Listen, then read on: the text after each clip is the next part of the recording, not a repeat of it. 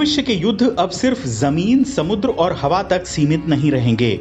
इसमें cyber, space और cognitive समेत अन्य डोमेन भी शामिल होंगे। इसी को ध्यान में रखते हुए डिफेंस फोर्सेस विजन 2047 दस्तावेज में कई नई इकाइयों के गठन का ऐलान किया गया है। जल्द ही एक समर्पित जियो स्पेशल एजेंसी का गठन किया जाएगा।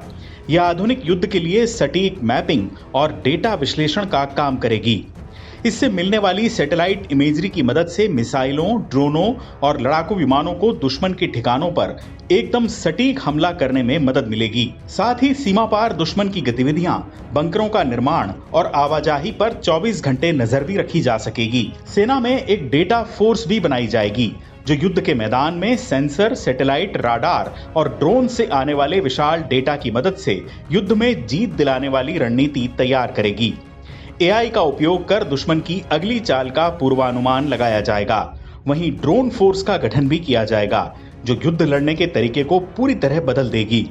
इन दिनों अमेरिका और इजराइल के साथ ईरान के संघर्ष में इसका जमकर इस्तेमाल हो रहा है। इस विजन डॉक्यूमेंट का सबसे बड़ा लक्ष्य आत्मनिर्भरता है, यानी भारतीय सेनाएं तकनीकी रूप से पूरी तरह आत्मनिर्भर होंगी।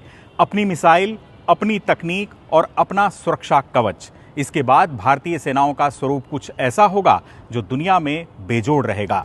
नए दस्तावेज में कॉग्निटिव वॉरफेयर एक्शन फोर्स बनाने की बात भी शामिल है। यह बंदूकों या टैंकों से लड़े जाने वाले परंपरागत युद्ध से हटकर दिमाग के युद्ध के लिए समर्पित इकाई होगी।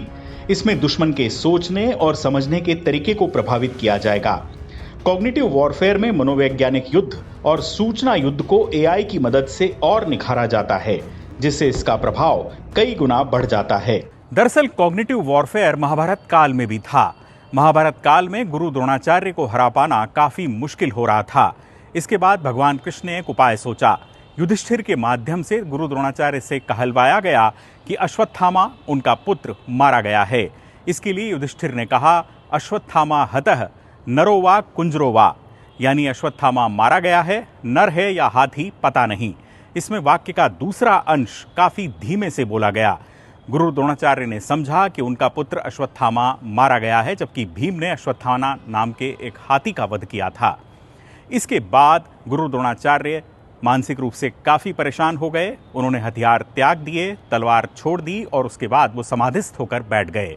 इसके बाद धृष्टद्युम्न ने आसानी से उनका वध कर दिया। विजन 2047 के तहत भारत अपने एयर डिफेंस और बैलिस्टिक मिसाइल डिफेंस सिस्टम का विस्तार भी करने जा रहा है।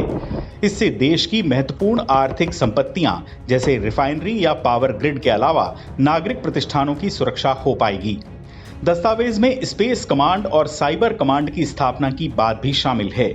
स्पेस कमांड का काम अंतरिक्ष में भारत की सैन्य संपत्तियों की सुरक्षा करना होगा, जबकि साइबर कमांड सेना के नेटवर्क को हैकिंग और साइबर हमलों से बचाने के साथ दुश्मन के डिजिटल ढांचे को भी निशाना बना सकेगी।